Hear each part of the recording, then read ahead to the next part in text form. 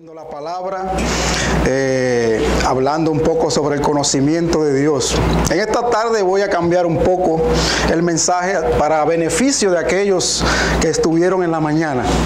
Así que si quiere los dos mensajes tiene que venir temprano, del hermano Peralta.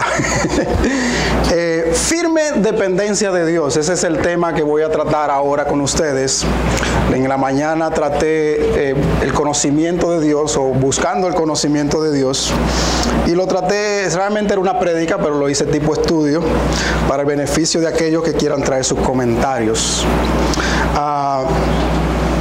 Este mensaje en específico salió de mi vida personal. O sea, muchas de las situaciones que me han pasado en los últimos 3 años, por los muchos errores que quizás he cometido tomando decisiones. Pero lo bueno de mis caídas, o como yo decía en el campamento que estábamos, yo aprendo más en el piso, cuando Cristo me tira al piso, que cuando estoy en el púlpito. Aprendo de las experiencias. Tú sabes, estos muchachos que aprenden a cocotazos. Pues más o menos yo soy de esos, que aprendo mucho cuando estoy en el piso. Ser dependiente es una condición realmente a la que yo creo que fuimos formados para ser dependientes. Dios nos hizo así. Somos dependientes el uno del otro. Yo no sé hacer carro, pero yo ando un carro, porque soy dependiente de alguien que lo construye y me lo vende. Y la dependencia es necesaria para la convivencia efectiva, porque no somos dioses. Como no somos dioses, no podemos hacerlo todo y no lo podemos tener todo. Ahora, hay dependencias enfermizas y hay dependencias saludables. Y simplemente quiero en esta tarde traer algunas de esas dependencias buenas y malas.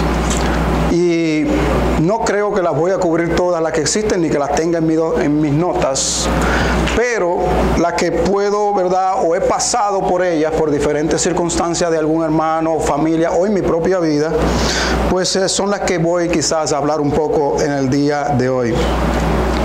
Si ustedes se miran, nosotros, por ejemplo, podemos pensar en la familia. Yo uso mucho la familia para traer mis ejemplos, porque tengo una grande. Somos 8, mi esposa y yo, y 6 muchachos. Y eso me ha ayudado a pasar por muchas buenas experiencias y muchas experiencias difíciles en la vida. Soy el único proveedor físico de las cosas materiales en mi casa. Por lo tanto, eso me ayuda a tener retos más que otras familias. Todas las familias tienen retos en diferentes formatos, pero es importante saber, ¿verdad?, seguir hacia adelante. Piensen en el noviazgo. Una persona en el noviazgo, ¿verdad?, está en ese momento libre, pero está pensando en ser dependiente de otro en ciertos aspectos emocionales, de convivencia, quizás muchas cosas físicas incluso. Yo conozco un hermano en Florida que él dice: la mujer que se case conmigo tiene que saber cocinar, porque yo no sé cocinar. Él reconoce su dependencia. Suena materialista, suena quizá que lo que anda buscando es una esclava, pero él está dispuesto a dar otras cosas de las que él no es dependiente. Yo no sé parir hijos, pero mi esposa los pare por mí. Entonces yo soy dependiente de ella para tener hijos. No quiere decir que yo me casé con ella con el propósito de hacerla mi partera o lo que sea, sino que Dios nos creó dependientes. La palabra idóneo quiere decir que hay cosas que tú no las puedes hacer, no estás capacitado mental, emocional, físicamente quizás para hacerla, pero Dios te va a proveer la persona idónea. Ustedes son idóneos los unos a los otros. Dios pone en la iglesia los miembros del cuerpo donde Él quiere ponerlos, como Él quiere ponerlos. Y todos ustedes aquí son necesarios, hasta los más débiles. son dependientes el uno del otro. David depende de ustedes, ustedes dependen de David, del hermano Ángel y de los demás hermanos. Dios lo hace a propósito. Nos creó así a propósito. Vamos a hablar un poquito sobre dependencias enfermizas y por qué en la iglesia debemos trabajar para evitar las dependencias enfermizas, el problema que nos traen como miembros de la iglesia, el problema que nos trae a nuestra familia, para luego llegar a la dependencia absoluta o firme, que es el título de hoy, firme dependencia de Dios. Quiero llevarlos a 2 de Tesalonicenses, capítulo 3, donde hay un regaño aquí. Un regaño del apóstol Pablo a la iglesia, y el apóstol Pablo presenta algunos puntos sumamente interesantes en este regaño. Capítulo 3, 2 a los Tesalonicenses, capítulo 3. Cuando ustedes van allí a 2 a los Tesalonicenses, vamos a ir al verso 10, 11 y 12. Pablo dice en el verso 10, porque también cuando estábamos con vosotros os ordenábamos esto: si alguno no quiere trabajar, tampoco coma. Porque oímos que algunos de entre vosotros andan desordenadamente, no trabajando en nada, sino entrometiéndose en lo ajeno. A los tales mandamos y exhortamos por nuestro Señor Jesucristo que trabajando sosegadamente coman su propio pan. Pablo aquí está trabajando un problema que trabajó Salomón en Proverbios en el capítulo 6. Creo que es en el capítulo 6, la vagancia, los perezosos. El perezoso es un dependiente. El perezoso, yo le puedo dar un ejemplo de la República Dominicana. Como soy dominicano, puedo traer muchos ejemplos de República Dominicana y no sentirme ofendido. Así que no voy a usar su país para que usted no se ofenda conmigo. En la República Dominicana, 20 años atrás o 30 años atrás, ¿verdad?, estaba esta necesidad económica que todavía existe, pero quizás en menos escala. Entonces la gente desde 50 años atrás empezaron a viajar a los Estados Unidos para buscar una mejor vida, ¿verdad? Y entonces dentro de eso estuvo mi padre, después 30 años atrás estuve yo. ¿Y qué pasa? Que nosotros cuando empezamos a trabajar pensamos en nuestras familias y las necesidades que pasan allá. Yo vengo de una familia pobre, donde a veces yo me acostaba con una almohada aquí porque no había que meterse a la barriga. Y así era que vivíamos, que si aparecía para comer comíamos, si no aparecía no comíamos. ¿Qué pasa? Cuando llegas a los Estados Unidos piensas en tu familia que está todavía viviendo en esas condiciones y empiezas a mandarle dinero. Y empiezas a crear un vago. Vago, lazy. Y estas personas dicen, oye, pero esto está chévere aquí, porque ahora Pablo me manda, yo no tengo que trabajar. Yo lo único que tengo que tirarle un cuento todos los meses. Se me enfermó el niño, me partí la cabeza, abuela está enferma, se me dañó el techo. Y todos los meses se inventan un cuento y tú le mandas dinero, y le mandas dinero, y le mandas dinero. Y cuando bajas a la República Dominicana, los tipos tienen unos tenis más caros que los tuyos. La ropa es más fina que la tuya. Tú le llevas, ¿verdad?, una camiseta y ellos dicen, eso no es de marca, yo no me la pongo. Y tú dices, ¿pero y qué es esto? ¿Pero y qué es lo que está pasando? Has creado inconscientemente un vago. No fue a propósito. El vago se forma y el vago lo formamos, lo forma la sociedad. Muchas veces los padres, muchas veces cuando tenemos niños y nos los ponemos a depender y a aprender a subsistir por sí mismos, a la larga lo que tenemos es un vago. Pablo está tratando este tema en Tesalónica y él dice, ¿verdad?, que a la iglesia él le da una orden. No sé si se dieron cuenta. Esto es un mandamiento. Esto es un mandamiento. Es una orden. Os ordenamos, si alguno no quiere trabajar, que no coma. Una cosa es no querer trabajar y otra cosa ¿verdad?, es no poder trabajar. Sabemos que existen las personas incapacitadas y eso es una cosa, y otra cosa es tú estar bien físicamente y no querer trabajar. Y es interesante, ¿verdad?, que él dice dos cosas más bien interesantes. Él dice, ¿verdad?, en el verso 12, a los tales mandamos por nuestro Señor Jesucristo, que trabajando sosegadamente coman su propio pan. O sea que es importante para nosotros poder ser autosuficientes.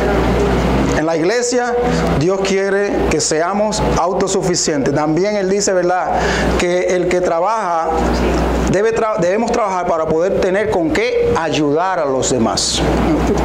Entonces son dos puntos bien importantes del trabajo. Número uno, Dios espera de cada uno de nosotros que en algún momento, financieramente o económicamente, si podemos, nosotros podamos, ¿verdad?, ser dependientes de nosotros mismos, autosuficientes, quizás es la palabra correcta. Entonces hay que hacer trabajos, hay que identificar el problema. Ese problema está en la iglesia. En la iglesia, en una forma espiritual. Yo recuerdo cuando David estaba en Puerto Rico, David prácticamente lo hacía todo.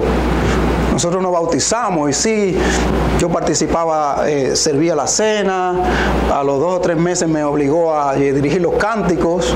Digo me obligó porque yo le decía, David, pero yo no estoy ready. Y David, con mucho amor, él sabe hacer su pushing con mucho amor. Él es un experto en eso, ¿verdad?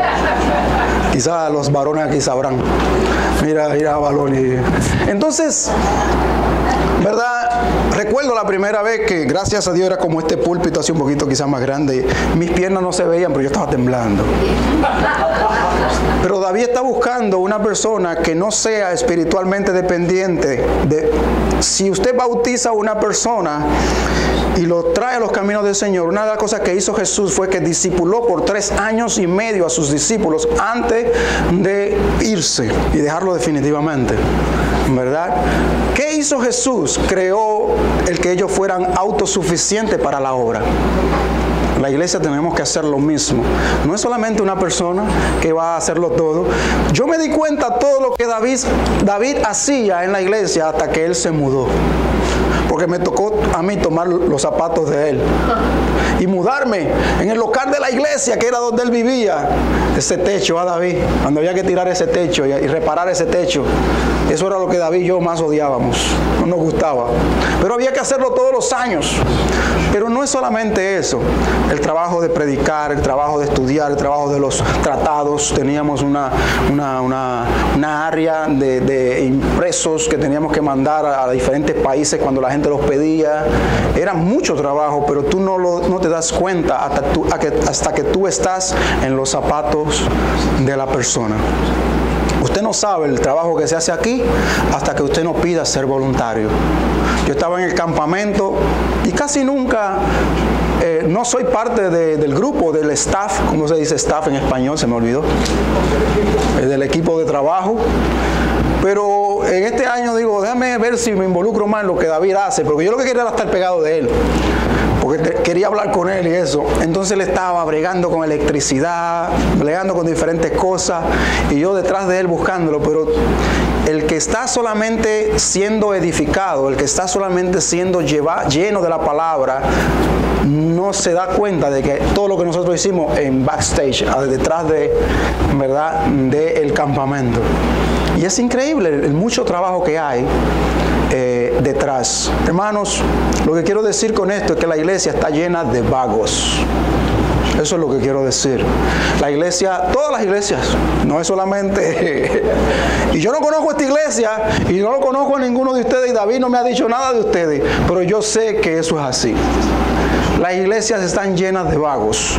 Gente que simplemente vienen a recibir y no vienen a dar.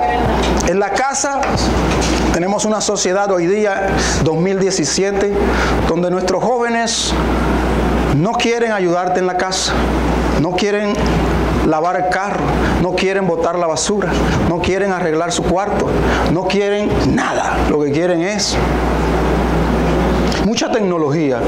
El día de su cumpleaños yo quiero el iPhone 7 o 8, no sé por qué número van ahora mismo, pero irán por uno por ahí, de esos, porque yo nunca he tenido uno.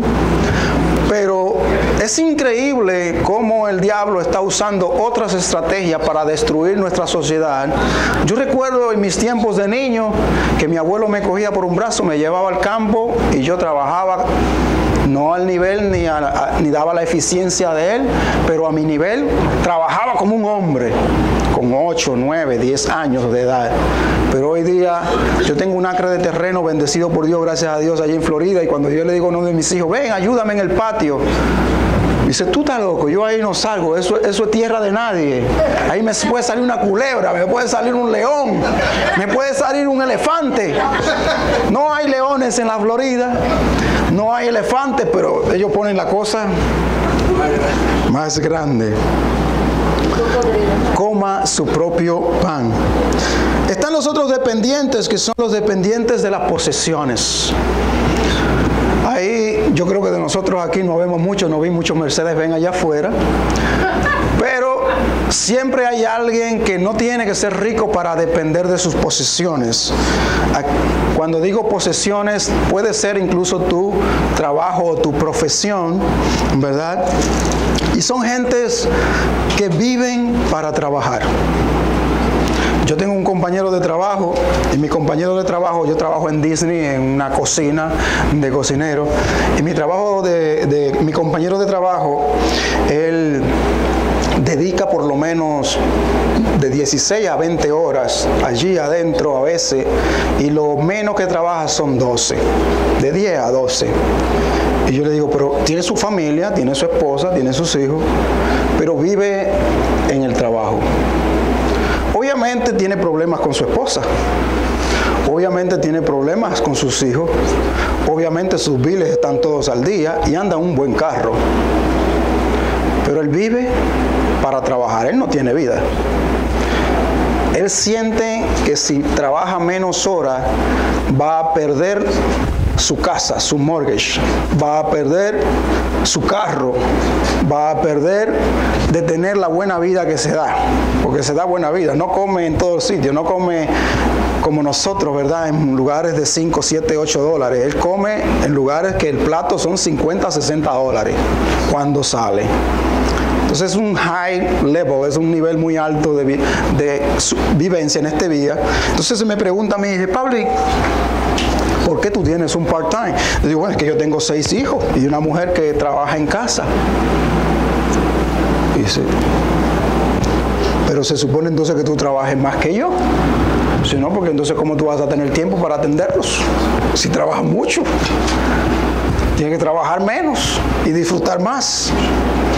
El proceso de entender eso es un poquito complicado en el 2017, especialmente en los Estados Unidos, porque antes teníamos una casa donde no había ni siquiera microondas, lavadora, secadora, nevera, PlayStation, TV, internet, computadora, aire acondicionado, y por ahí por abajo yo puedo hacer una lista increíble, y no le he mencionado de los carros, las cuentas de los carros. Realmente cuando tú te pones a evaluar todo lo que tú has añadido a tu casa hoy día, realmente tú te has hecho dependiente de tu trabajo en una forma esclavizante a propósito, porque tú quieres quizás competir con otros o quizás disfrutar de lo que otros disfrutan, pero eso es parte de envidia que a muchos de nosotros, incluyéndome a mí, nos ha llevado cerca de la quiebra. Yo nunca he radicado una quiebra en mi vida, pero no es porque no he estado allí, es porque mi conciencia a veces me lo impide, o he encontrado soluciones adicionales. Pero no es que no he estado en esos zapatos de estar comprando y comprando y comprando, ¿verdad? Pero gracias a Dios el Señor me entregó una administradora idónea. Y eso es lo que uno necesita, ¿verdad? A la hora de ser uno el que es gastador. Quiero llevarlos a Mateo 19, versos 16 al 22. Mateo capítulo 19, verso 16 al 22. Esto es una historia que quizá la han leído algunos de ustedes, quizás los jóvenes no la han leído tanto, pero en Mateo 16 Jesús se encuentra con un hombre que lo llama a él bueno. Yo le dije hoy a un hermano bueno y él me dijo, no, yo no soy bueno, nadie es bueno. Acuérdese de la escritura. Sí, aquí está, Mateo 19. Entonces Mateo 19, verso 16, Jesús se encuentra con este joven que tiene posesiones, es dependiente absoluto de sus posesiones, pero ama a Dios y quiere servir a Dios, pero sus posesiones son realmente su dependencia. Fíjense que él dice la Biblia, verso 16, vino uno y le dijo, maestro bueno, ¿qué bien haré para heredar la vida eterna? Él quiere salvarse. En su mente está, ¿cómo me puedo salvar? ¿Qué debo hacer? Es una pregunta que está varias veces en la Biblia. En Hechos se encuentra también, Señor Jesús, Pedro, ¿qué haremos? Pues aquí está esa pregunta, ¿qué haremos? ¿Qué debo hacer para ser salvo? Pues Jesús le apela al Antiguo Testamento, ¿verdad? A los mandamientos en el verso 17. Primero le dice, no me llames bueno, solamente hay uno bueno, más si quieres entrar en la vida eterna, guarda los mandamientos. El principio de lo que era la vida del Antiguo Testamento. 18 le dijo, pero ¿cuáles? Jesús le dijo, no matarás, no hurtarás, no dirás falso testimonio, honra a tu padre y a tu madre y amarás a tu prójimo como a ti mismo. El joven le dijo, pensándolo bien, esta palabra se la añadí yo, pensándolo bien, todo eso lo he guardado desde mi juventud. Dice, ¿verdad? ¿Qué más me falta?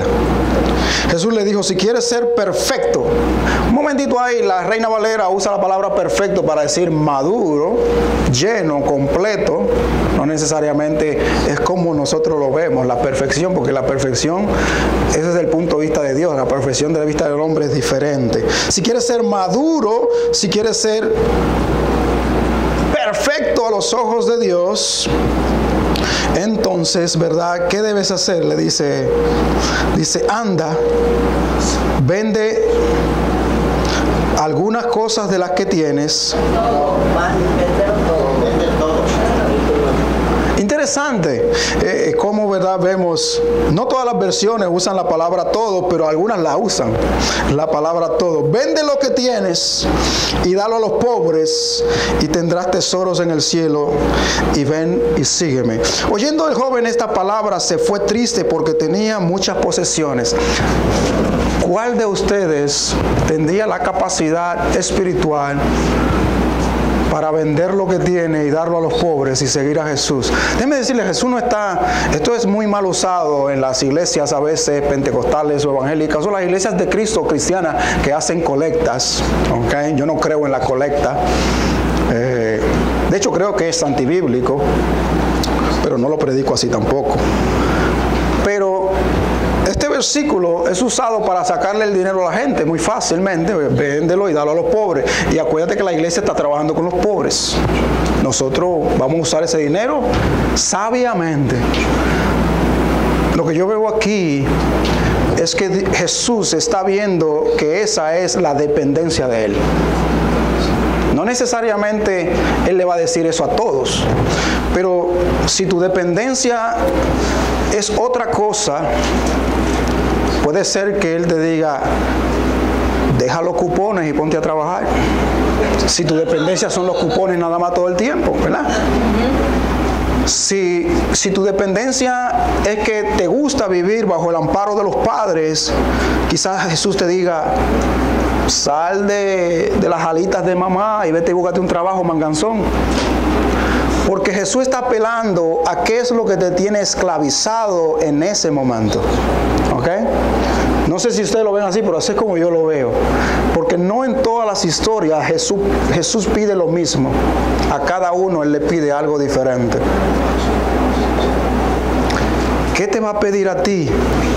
Que dejes Yo recuerdo, y siempre que escucho a mi esposa hablando, mi esposa era dependiente de la ropa. A ella le encantaba su ropa pegada, era amante a su ropa. Usaba unos jeans que yo decía que si se rompía. Esos gases que a veces salen, digo, si te tiras un gas de eso, se rompe el pantalón. Muy apretado, le encantaba. Era su pasión. Era lo que la hacía sentir segura, era lo que la hacía sentir bien, era lo que la hacía sentir bella, ¿verdad? Cuando ella está estudiando la Biblia, recuerdo que David, yo creo que yo estaba ahí en ese estudio, David le dice, ¿qué te detiene? O algo así. Ella le dijo, estoy contando los gastos, ¿verdad? Algo así. ¿Qué eran los gastos que ella estaba contando? En su corazón Jesús ya le había dicho, entrégame eso. Eso es lo que yo quiero que tú me entregues. Vende esa ropa y da lo que tiene a los pobres. Sal de eso y sígueme. Ella tenía que pasar por ese proceso de realizar, de entender qué era lo que tenía que entregar. Yo tuve que entregar lo mío también. Mis amigos, mi ganga de amigos. Yo tenía mi pandilla de amigos. No éramos pandilleros, pero nos encantaba andar juntos, gozándonos de la vida por ahí. Los billares, amaneciéndonos. Yo llegaba a las 6 de la mañana a mi casa, teniendo esposa. Cada uno tiene algo que es lo que lo hace chocar con Cristo. Tú tienes que irte de aquí en esta tarde identificando eso. No salga de este salón en esta tarde sin identificar qué es lo que te hace tropezar con Cristo. Porque Cristo es, como dice la Escritura, yo lo voy a poner aquí un poquito más drástico, la piedra y el huevo. Si los ponen juntos en una bolsa y le hacen así, Cristo siempre es la roca. ¿Y tú? Eres el huevo. Si el huevo toca la roca, se rompe, pero si la roca toca el huevo, también se rompe el huevo. Somos los débiles, Él es el fuerte, y nunca vamos a ganar esa batalla. Des vuelta en tu vida, renunciando a tomar esa decisión de servir a Cristo. A la larga, tú eres el huevo. Siempre lo has sido, pero un día te vas a encontrar con esa realidad y vas a darte cuenta cuánto necesitabas. ¿Qué dice el verso 22? El joven, oyendo estas palabras, se fue triste. No fue enojado, fue triste. ¿Cuántos de ustedes no le dolió tener que dejar sus gustos cuando se bautizaron? El que no le dolió entonces no era un gusto, porque sí duele. ¿Cómo duele? Mi pasión era el boxeo. Esas peleas de boxeo yo no me las perdía. No sé cuál era la tuya o cuál sigue siendo la tuya. Pero si todavía estás en esa batalla, es importante que entiendas que la vas a perder si no cedes. Tienes que cederlo. Te gusta gritar, te gusta pelear, te gustan las contiendas, te gustan los bochinches, te gustan los problemas, eres vago. ¿Qué es ese pecado del cual tú estás dependiendo todavía? No vas a ganar esa batalla. Siendo cristiano o no, no la vas a ganar. Es mejor ceder. Y hay varias formas, ¿verdad?, de entregar esas batallas.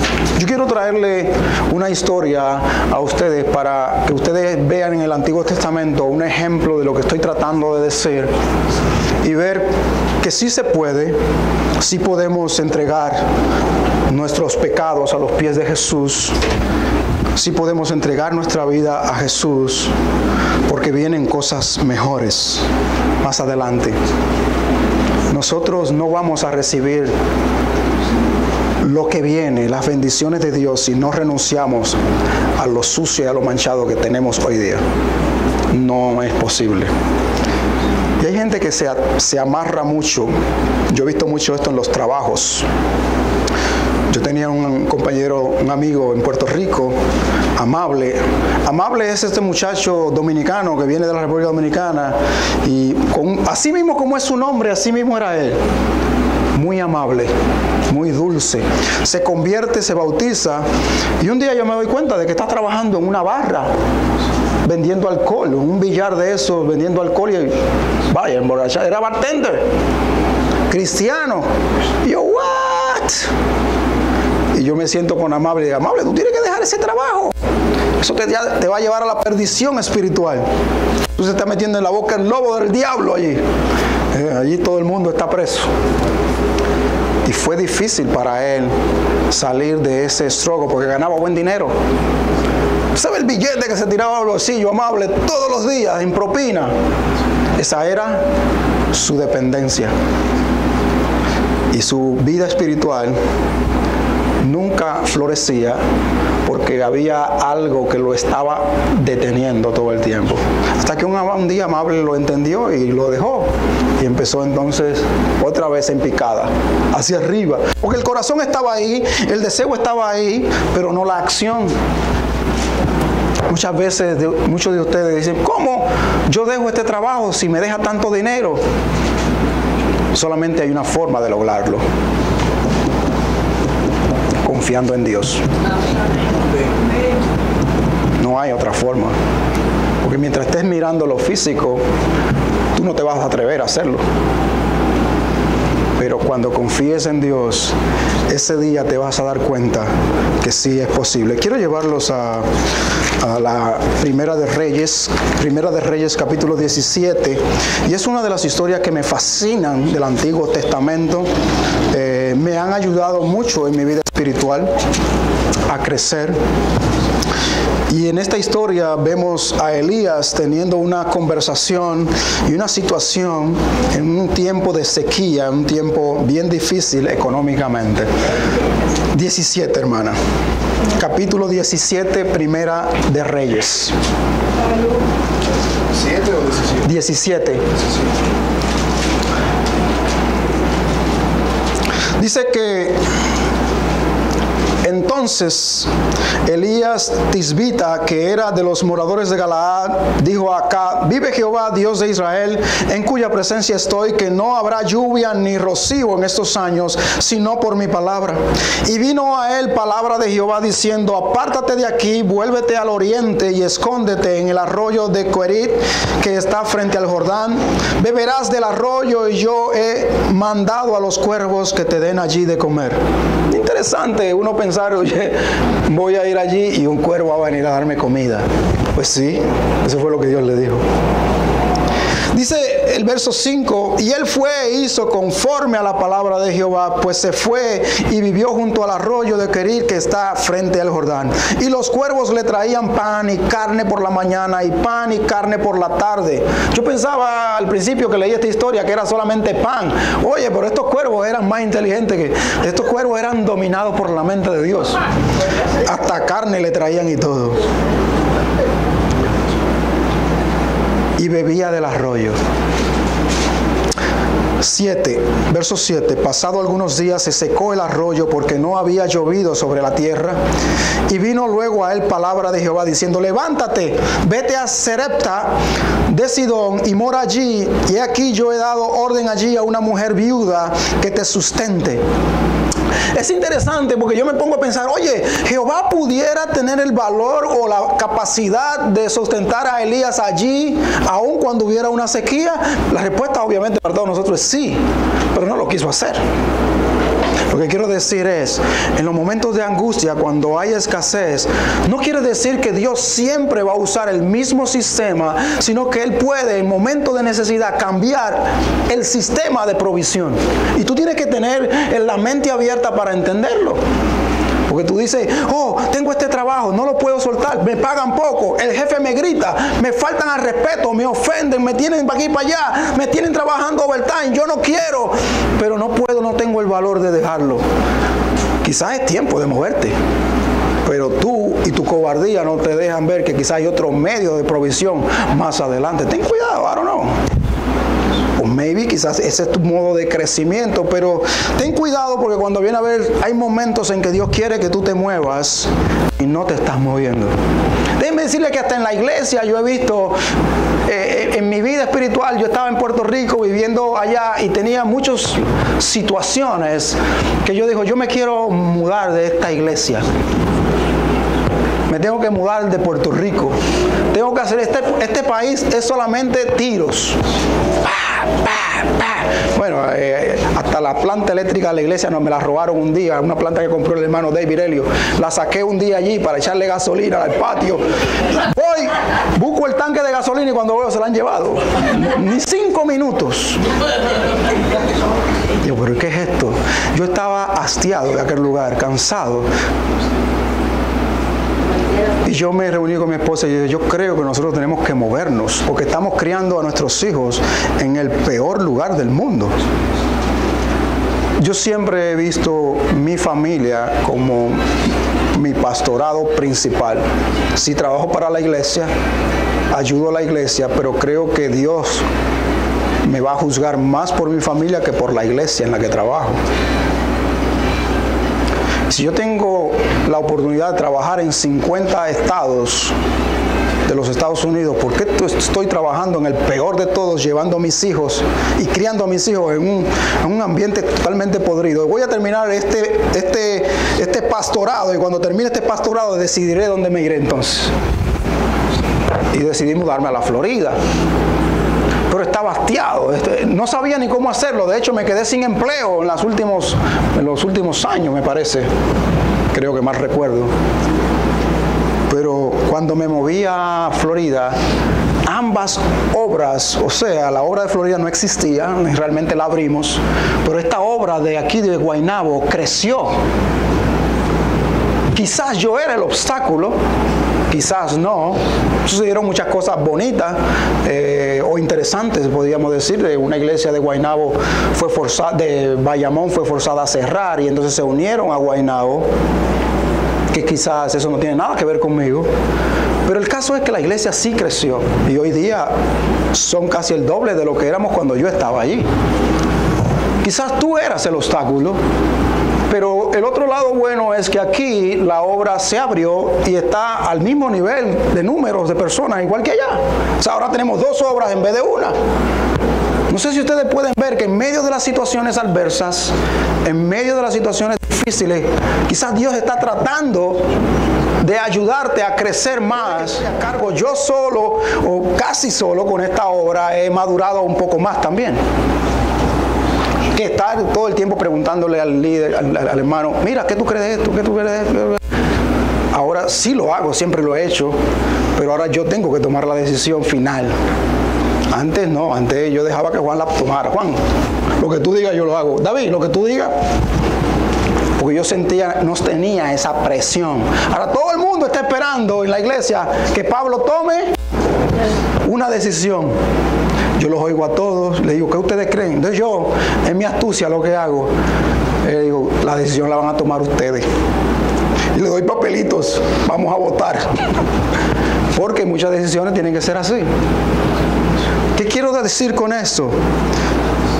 Cuando las cosas se ponen difíciles, el poder de Dios está cerca para manifestarse en tu vida.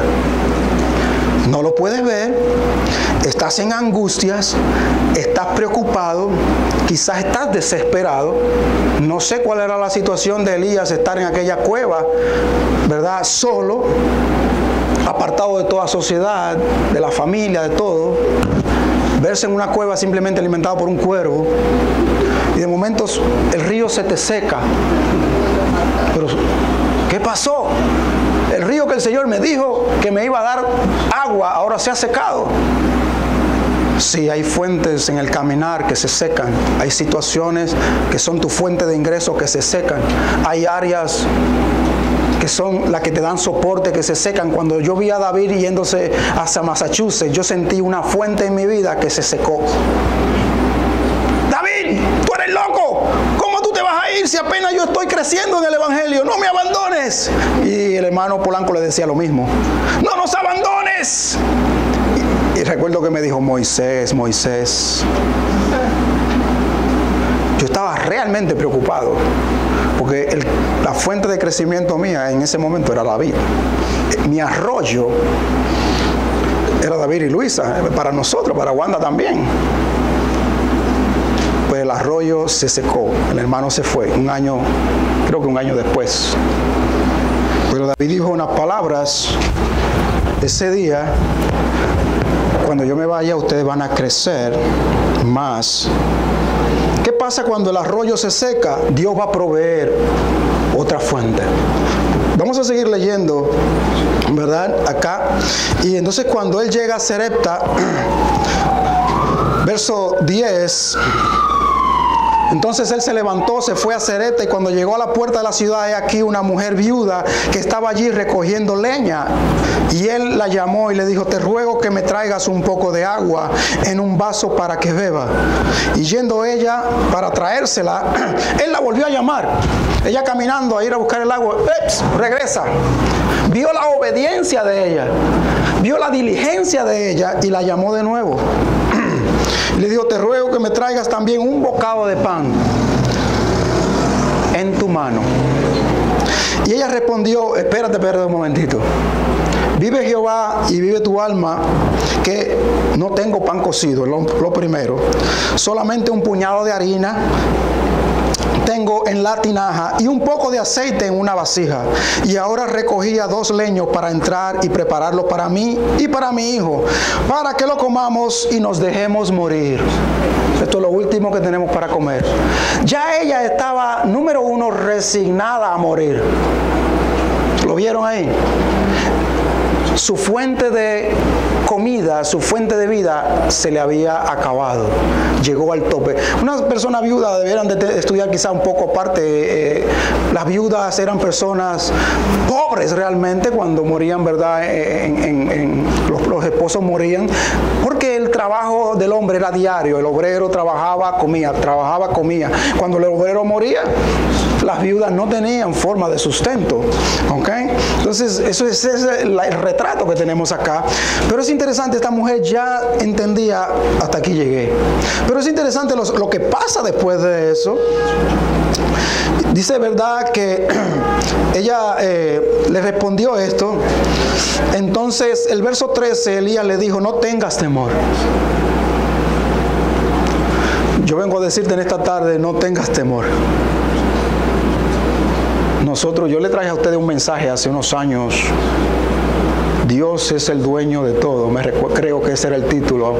Eso sí que hace muchos años, hace fácilmente como 10 años.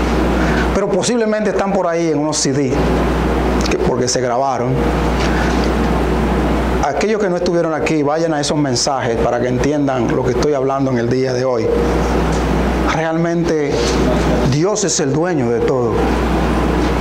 Él es el dueño del oro y de la plata. Toda la plenitud que existe sobre la tierra, Dios es el dueño. Y cuando digo Dios es el dueño, estoy diciendo tu papá es el dueño. Elías le dijo: no tengas temor. Nosotros podemos tener preocupación, pero no temor. Algo va a pasar aquí bonito. Cuando la escasez y la necesidad llegue a tu vida, ríete, gózate, porque algo bueno viene. Alegraos y gozaos.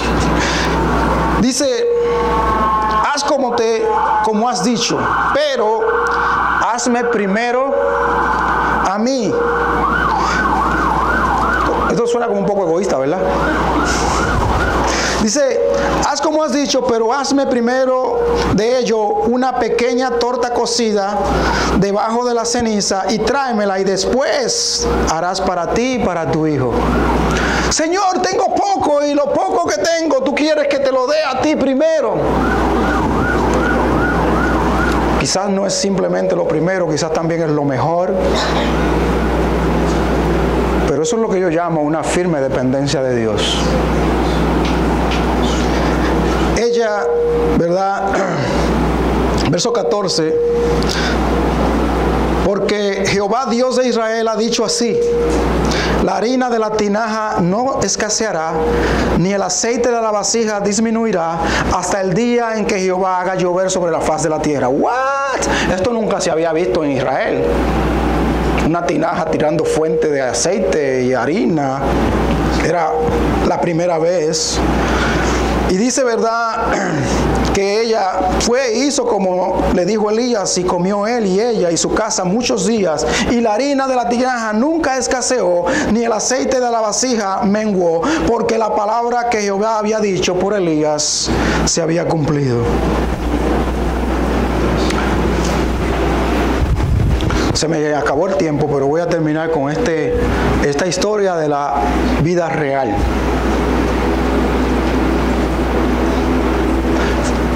Y es lo que yo aprendí de esa historia personalmente. Yo cometí el error de comprar una casa en la Florida, en una de las urbanizaciones más bellas. Creo que los hermanos David y ellos fueron una vez allá y nos visitaron. Un doble gate, golf club.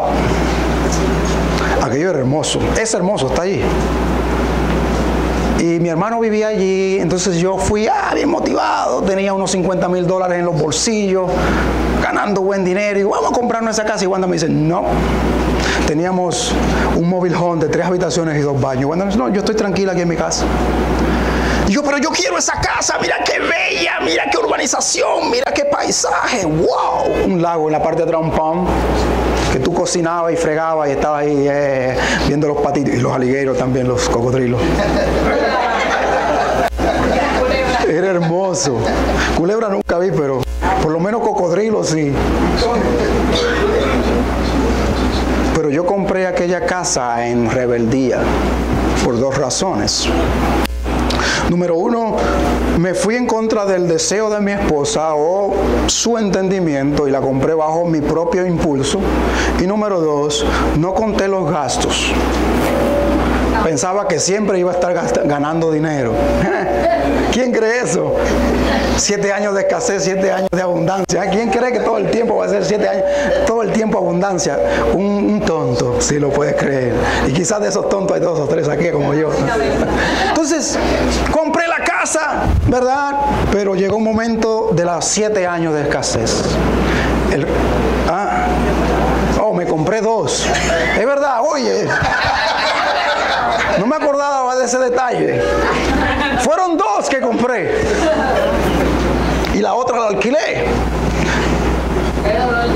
Cuando llegó los 7 años de escasez y la industria real estate cayó y los precios cayeron, fue una de las etapas más frustrantes, pero a la misma vez, ¿verdad?, angustiosa, dolorosa. Y yo creo, si mal no recuerdo, que ha sido la caída más dolorosa que yo he caído en cuanto, ¿verdad?, financieramente. Yo lloré mucho.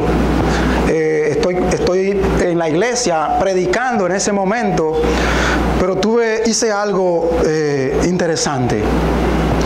Reconocí que había pecado.